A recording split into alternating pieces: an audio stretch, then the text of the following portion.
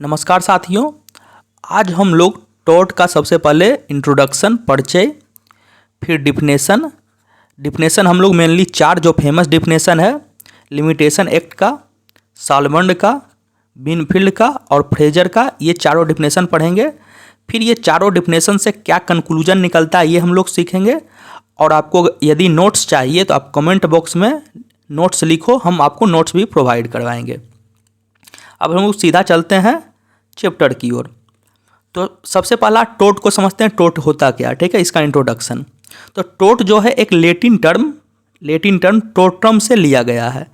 अब टोर्ट्रम का क्या अर्थ होता है? टोर्ट्रम मीन्स होता है ट्विस्टेड, क्रुक्ड, गलत, रॉन्ग और असंवैधानिक अर्थात अनलॉफुल। ये चार मतलब होता है टोर्ट्रम का, ठीक है।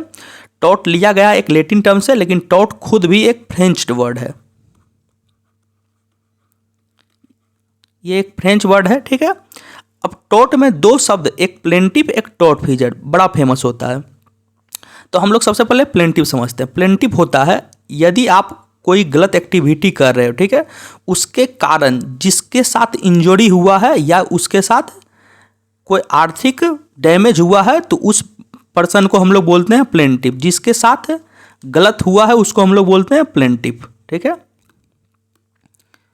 दूसरा है tortfeasor, the person who responsible for inflicting injury, मतलब वह पर्सन जो इंजरी के लिए उत्तरदायी थे, जो इंजरी किया है, जो गलत किया है, ठीक है, या लाइबिलिटी फॉर द डैमेज, या कोई डैमेज है उसके लिए लाइबल है, उसको हम लोग बोलते हैं डिफेंडेंट, टॉर्टफिजर या रॉन्ग डूअर। अब यहाँ से हम लोग कह सकते हैं कि जिसके साथ गलत होता है, ठीक है, जिसके साथ गलत हुआ उसको हम लोग बोलते हैं प्लेंटिव। और जो गलत किया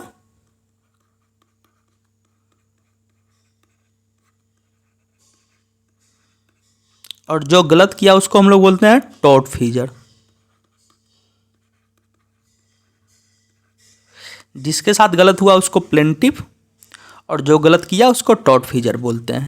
अब हम लोग टॉर्ट का डिफिनेशन समझेंगे।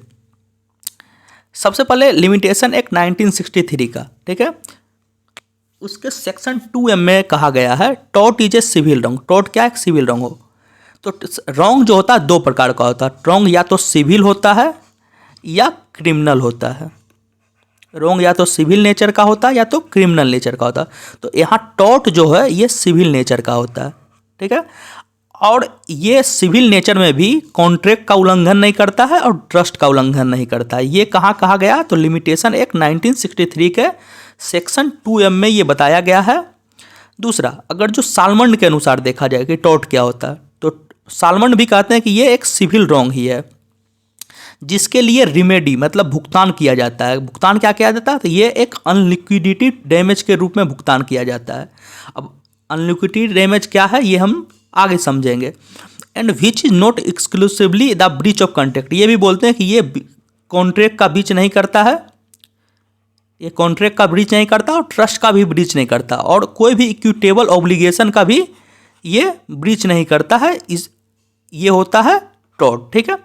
अब डैमेज जो होता है ये दो प्रकार का होता है। डैमेज या तो लिक्विडेटेड फॉर्म में होता है या तो अनलिक्विडेटेड फॉर्म में होता है। अब लिक्विडेटेड फॉर्म में क्या होता है कि अगर जो आप किसी को कह रहे हैं कि मैं आपका काम मंडे तक कर दूंगा और नहीं किया तो 1000 रुपया आपको जुर्माना भरूंगा, ठीक है। तो वैसा डैमेज जिस पूर्व निर्धारित हो, पहले से निर्धारित हो कि अगर जो आपका काम करूंगा मंडे तक तो ठीक है, नहीं तो 1000 रुपया फाइन के रूप में दूंगा, तो ये पहले से निर्धारित है। इस डैमेज को हम लोग बोलते हैं liquidated damage.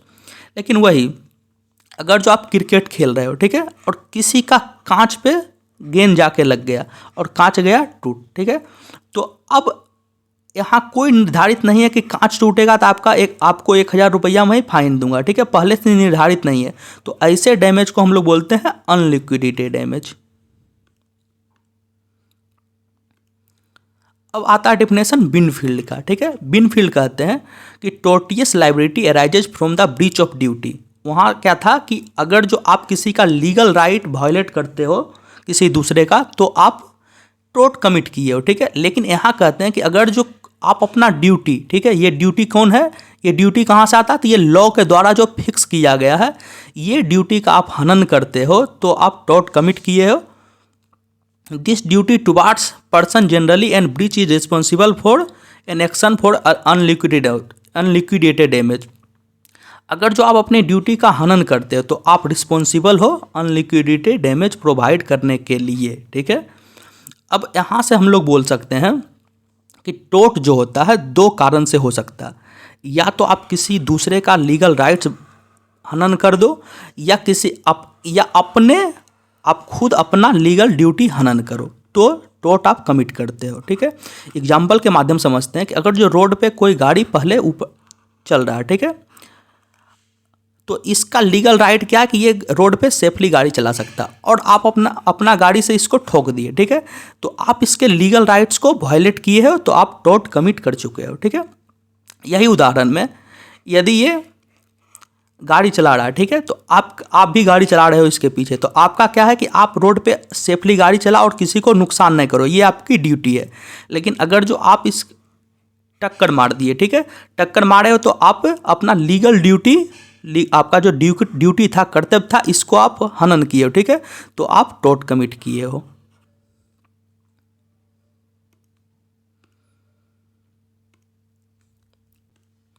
According to Fraser, ठीक है, फ्रेजर का भी डिफिनेशन एग्जामिनेशन में पूछा जाता है। फ्रेजर कहते हैं कि अगर कोई भी प्राइवेट इंडिविजुअल है, ठीक है, उसके राइट का अगर जो आप इन्फ्रिजमेंट करते हो, हनन करते हो, ठीक है, तो आप टोर्ट कमिट किए हो। टोर्ट कब होगा, जब किसी के इंडिविजुअल पर्सन के राइट का हनन होगा तो टोर्ट कमिट हो जाएगा। अब जिसके साथ टोर्ट हुआ, इंज्यूर्ड पार्टी मतलब प्लेंटिफ, तो प्लेंटिफ का अधिकार है कि आपसे कंपनसेशन ले सके, ठीक है, ये फ्रेजर कहते हैं। ये 4 डिफिनेशन था टोर्ट का। अब चारों डिफिनेशन से हमें क्या इम्फेसाइज होता है, क्या हम लोग इसका निष्कर्ष निकाल सकते हैं।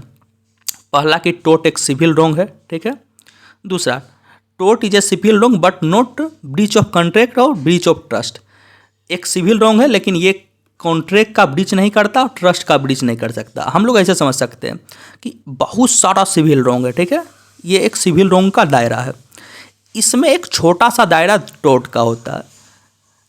पूरा सिविल रॉन्ग, जितना भी सिविल रॉन्ग है, ये टोर्ट नहीं हो सकता है, ठीक है, और ये है सिविल रॉन्ग। तो हम लोग कह सकते हैं कि all tort are civil wrong. जितना भी टॉर्ट है वो सिविल रॉन्ग है, but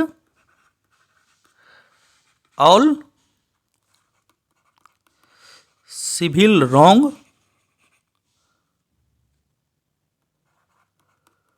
will not be tort. जितना भी सिविल रॉन्ग है ये टोर्ट नहीं होगा। कुछ सिविल रॉन्ग टोर्ट हो सकता है, कुछ नहीं भी हो सकता, ठीक है। जिसमें कॉन्ट्रैक्ट है, ठीक है, या ट्रस्ट है, ठीक है, उसका ब्रीच हुआ है, ठीक है, तो वो सिविल रॉन्ग होगा वो टोर्ट नहीं होगा। और तीसरा पॉइंट है कि अगर जो आप टोर्ट कमिट करते हो तो इसका रेमेडी, इसका भुगतान करना पड़ेगा, और वो भुगतान किस रूप में होगा, तो अनलिक्विडेटेड डैमेज के रूप में इसका भुगतान होगा, ठीक है। ये था हमारा आज का चैप्टर।